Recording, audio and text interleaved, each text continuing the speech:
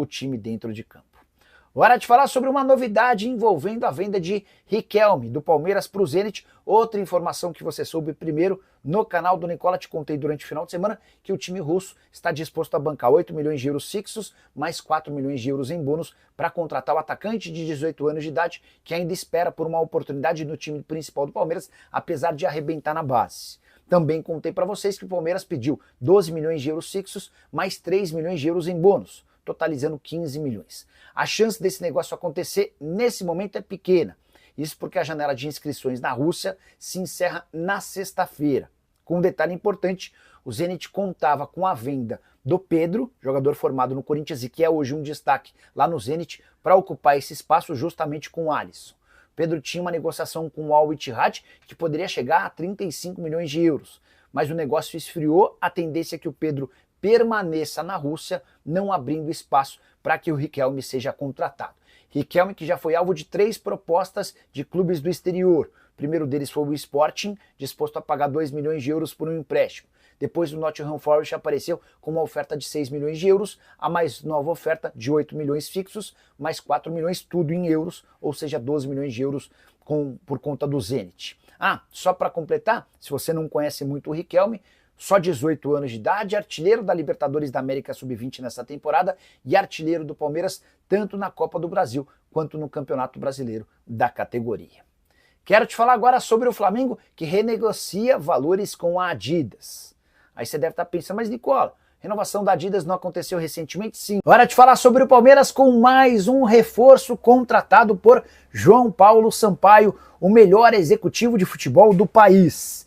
Ele contratou sem custos Baroni, zagueiro de só 19 anos de idade, que pertencia ao Curitiba. E mais uma vez, outra negociação sem custos. O Baroni estava se encaminhando para o fim do vínculo no Curitiba, já havia avisado que não renovaria seu contrato. Dessa maneira, Coxa aceitou liberá-lo de graça, ficando com 30% do valor de uma venda futura. O Palmeiras vai passar a ser dono de 58%, enquanto o Ibrachina, clube que o revelou, fica com outros 12%. Esse acordo entre Palmeiras e Curitiba prevê a possibilidade de o Verdão adquirir mais 20% dos direitos econômicos que pertencem ao Curitiba dessa maneira, ou essa parte, com o pagamento a ser feito, tá?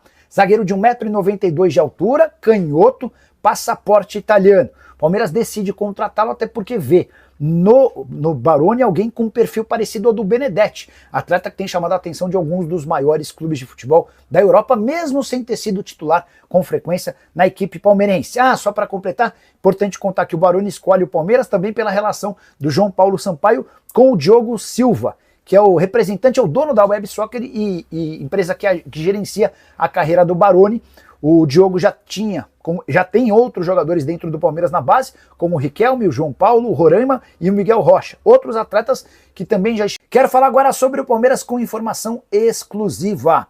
O atacante Riquelme, de apenas 18 anos de idade, revelado nas categorias de base, é alvo de uma proposta atual do Zenit. O time russo ofereceu 8 milhões de reais fixos, mais 4 milhões de reais em bônus. O Palmeiras já respondeu que não e exige 12 milhões de euros fixos, mais 3 milhões de euros em bônus. A janela de transferências na Rússia, vale lembrar, se encerra apenas na próxima sexta-feira, então ainda há tempo para que essa rodada de negociação possa determinar a transferência do atleta. Riquelme, que é tratado como uma joia, como um grande craque das categorias de base, e já havia sido alvo de outros 2 clubes europeus. O Nottingham Forest chegou a oferecer 6 milhões de euros e o Palmeiras descartou o negócio na hora. O Sporting de Portugal chegou a sugerir um empréstimo de uma temporada ao custo de 2 milhões de euros. Também não pareceu um bom negócio pro Verdão. Posso dizer para vocês que o Riquelme prefere ficar no Palmeiras a ir jogar no Zenit, mesmo com uma oferta salarial muito superior. Mas o Riquelme gostaria de ter mais minutos no time principal. Ele fez apenas um jogo no time de cima na atual temporada, apesar de arrebentar no Sub-20. Com 18 anos de idade, ele soma 36 jogos, 21 gols e 4 assistências no Sub-20. Atleta com passagem por todas as categorias de base da seleção brasileira, sempre com destaque. Mesmo com 18 anos, deve estar no Mundial, que vai acontecer em breve, Sub-20 da categoria. Só para completar, quero contar também que o Riquelme pertencia àquela geração de Luiz Guilherme e Hendrick. Esses três formaram um trio dos mais avassaladores da história da categoria de base do Palmeiras. O Luiz Guilherme foi vendido para o West Ham, o Endrick foi vendido para o Real Madrid e o Riquelme segue no Palmeiras. Falar sobre Casemiro, volante titular absoluto da seleção brasileira e um dos mais importantes da posição no planeta. Será que o Casemiro pode voltar a jogar no Brasil em 2026? Seu contrato com o Manchester United se encerra em junho do ano que vem. E já há sites no Brasil publicando que Palmeiras e Flamengo estão de olho no volante. A afirmação dessa matéria, publicada no sábado, dá conta de que em algum momento o Palmeiras e o Flamengo quiseram entender as condições do Casemiro. Por agora é impossível imaginar que ele saia do Manchester United. No clube inglês ele é dono de um dos maiores salários da Premier League, cerca de 11 milhões de reais por ano, um salário gigante. Mas é natural que depois desse contrato o Casemiro deixe o Manchester United e aí os próximos passos serão escolhidos depois da Copa do Mundo da temporada que vem.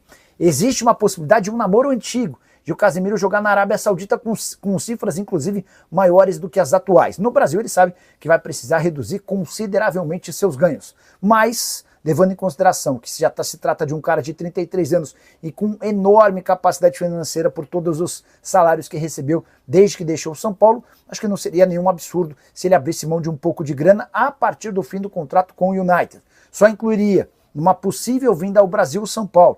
Casemiro sempre se mostrou muito grato ao tricolor, que foi o clube que o revelou. Então, além de Palmeiras e Flamengo, que já teriam sondado o atleta, acho que vale a pena colocar o São Paulo também como uma das alternativas se o Casemiro, no ano que vem, depois da Copa do Mundo, decidir vir atuar por aqui. E você, o que pensa sobre Casemiro? A minha opinião, por aqui no futebol brasileiro, ele sobraria. Seria certamente um dos melhores, se não o melhor jogador da posição. Você concorda, discorda? Já usa espaço para comentário. Hora de falar se existe chance de Abel Ferreira trocar o Palmeiras pelo Fenerbahçe. Especulação das últimas horas dá conta de que o time turco, que demitiu no fim do mês passado José Mourinho, tem interesse na contratação do português que trabalha no Palmeiras e tem contrato apenas até dezembro. Importante dizer que esses boatos que surgem no Brasil são reproduzidos na Turquia. Antes de gravar esse vídeo, entrei em contato com o dirigente do Palmeiras que assegura que ninguém o procurou. É bom até esclarecer que a permanência do Abel por mais uns dias em Portugal, enquanto o elenco trabalha na data FIFA, nada tem a ver com o Fenerbahçe, tá?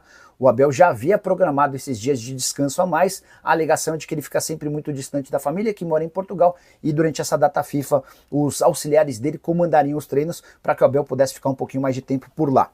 Sobre o Fenerbahçe, eu conversei com uma pessoa que trabalha para o Jorge Mendes, o ex-treinador do Fenerbahçe. Inclusive, o José Mourinho sai do Fenerbahçe com 95 milhões de reais de multa rescisória. Ele tinha direito a um salário de 10 milhões e meio de euros por temporada, bem maior, quase o dobro na comparação com o Abel, que ganha 6 milhões de euros por temporada no Brasil.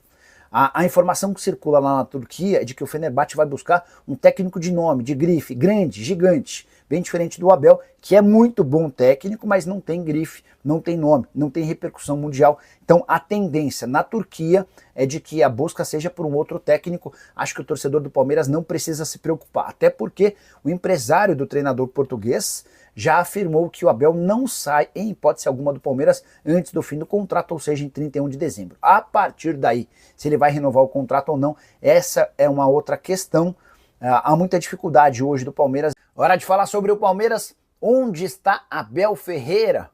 Na reapresentação do elenco do Palmeiras nessa quinta-feira, depois de 3 dias de folga, o treinador português não apareceu. Mas calma, já estava combinado que ele se reapresentaria depois do restante do elenco. O Abel viajou para Portugal logo depois da partida em 1-1 Corinthians e Palmeiras, empate no último domingo pelo Campeonato Brasileiro.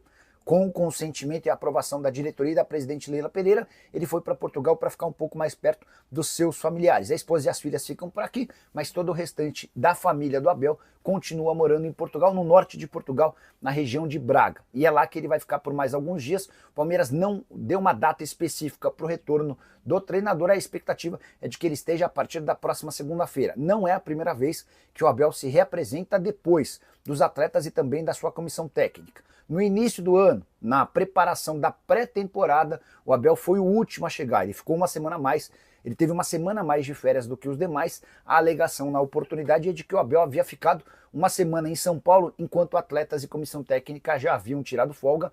Ele ficou essa semana a mais para tratar com com o Anderson Barros e com a presidente Leila Pereira, toda a programação da temporada de 2026.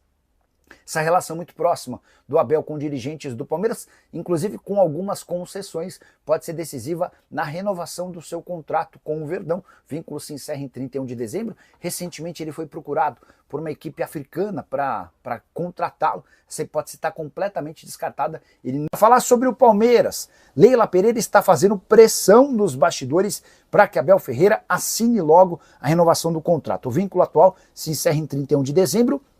E a pressão se dá porque a Leila atendeu a todos os pedidos do Abel em relação à reformulação do elenco e também em relação a contratações. Andréas Pereira, por exemplo, era um pedido expresso do técnico português e o Palmeiras conseguiu a aquisição de um jogador que era importante na Premier League a um custo de 10 milhões de euros. O Abel também reclamava da dificuldade na renovação do elenco. Ele entendia que vários dos veteranos que foram importantes nos últimos anos perderam demais em qualidade. Foi por isso que o Palmeiras, ao longo da temporada, foi abrindo mão do Rony, do Zé Rafael, do Marcos Rocha, do Mike, entre outros. E para o lugar desses atletas foram contratados jogadores muito mais jovens e com potencial esportivo e também financeiro para renderem mais ao Palmeiras. Diante de todos esses pedidos atendidos por parte do Abel, o Palmeiras entende que está na hora de o Abel assinar essa renovação de contrato. É legal contar também que o treinador português, que já ganha 3 milhões de reais por mês, tem em mãos uma oferta que vai lhe garantir 25% de reajuste em seu salário. Ele chegaria próximo a 4 milhões de reais mês em caso de renovação. A ideia é que ele fique até falar sobre o Palmeiras. E a especulação de que Arthur Jorge é o plano B do Verdão para Abel Ferreira. Robson Morelli, meu amigo jornalista dos tempos de Estadão, afirmou que o Arthur Jorge já comunicou a pessoas próximas que o Palmeiras fez contato e de que ele voltaria para o Brasil se fosse para trabalhar no Palmeiras. Vale a lembrança de que o Arthur Jorge hoje está no Al Rayyan, ganha 3 milhões de reais livres de impostos por mês. Ele ganha mais, inclusive, do que o Abel. O Abel recebe 3 milhões de reais brutos no Palmeiras. Os 3 milhões de reais para o Arthur Jorge lá no Catar são livres de impostos. Toda a tributação fica sob responsabilidade do clube Qatar. E, inclusive, o Arthur Jorge tem ganhado reforços. Nessa janela de transferências, por exemplo, o Gregory, ex-Botafogo, e o Mitrovic, centroavante sérvio do Al Hilal, foram contratados. O vínculo do Arthur Jorge com o Al Rayyan só se encerra em junho de 2027. Diante de tudo isso, achei meio difícil imaginar que o Arthur Jorge pudesse ser contratado pelo Palmeiras. Mas fui checar com o Verdão se de fato o técnico português é um plano B. Só uma curiosidade, Arthur Jorge e Abel têm relação. Eles ambos foram formados como técnicos no Braga. O filho do Arthur chegou a trabalhar com o Abel Ferreira justamente no Braga. Mas no Palmeiras a informação é de que hoje o Abel Ferreira é o plano A, B e C. Não se trabalha com outra alternativa. Verdão ainda confia na palavra de que o Abel Ferreira vai estender seu contrato que se encerra em dezembro até dezembro de 2027. Até por isso, não foram feitos movimentos na busca por outros treinadores. Mas, Nicola, se o Abel não renovar, aí, assim que tiver uma posição do Abel, aí sim o Palmeiras passa a trabalhar com outras alternativas e o nome do Arthur Jorge certamente vai ser um daqueles pensados, cogitados, estudados. Resta saber o valor da multa rescisória para tirá-lo do Al Rayyan. Só para completar, o Abel Ferreira prometeu não estender demais essa novela. Ele assegurou para Leila Pereira que seja pelo sim ou pelo não, essa resposta virá em algumas... Hora de falar sobre o Palmeiras, que nunca faturou tanto em sua história quanto em 2025. A diferença é enorme. O Verdão divulgou o balancete do mês de julho e a receita nos 7 primeiros meses de 2025 foi de 1 bilhão 121 milhões de reais. Previsão para esse período era de uma arrecadação de 649 milhões de reais, ou seja, o Palmeiras excedeu a sua receita em quase 500 milhões de reais. E aqui vem a comparação mais absurda, mais assustadora e impressionante. A maior arrecadação da história do Palmeiras se deu em 2024, quando, ao longo de toda uma temporada, o Palmeiras embolsou 1 bilhão e 200 milhões de reais. Agora, em apenas 7 meses, o Palmeiras já registrou um faturamento de 1 bilhão 121 milhões de reais. A tendência é que com o mês de agosto já finalizado, o Palmeiras já tenha em 2025 uma arrecadação superior à da temporada passada. Vale a lembrança de que ainda existem receitas a serem recebidas de Campeonato Brasileiro, Libertadores da América e mais algumas vendas que vão elevar os ganhos do Palmeiras e esse faturamento para algo na casa de 1,5 bilhão, 1,6 bilhão, eventualmente, se tudo correr bem, até 1,7 bilhão de reais. É bem verdade que as despesas do Palmeiras também aumentaram, especialmente por conta desse excesso de dinheiro que entrou. A estimativa nos 7 primeiros meses do ano é de que o Palmeiras tivesse uma despesa de 617 milhões, quando na verdade o Palmeiras gastou 708